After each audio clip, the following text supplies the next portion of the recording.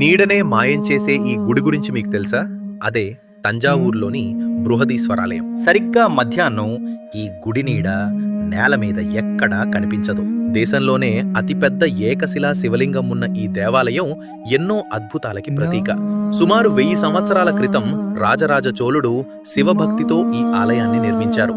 216 అడుగుల ఎత్తున్న ఈ గోపురం పైన 80 టన్నుల భారీ రాయిని అమర్చారు. దీనినే కుంభం అని అంటారు. ఆ కాలంలో అంత బరువును పైకి ఎలా తీసుకెళ్లారో తెలుసా? కేవలం ఆ కుంభం కోసమే 6 కిలోమీటర్ల పొడవైన ర్యాంపును నిర్మించి వేలాది ఏనుగుల సహాయంతో దాన్ని శిఖరం పైకి చేర్చారు.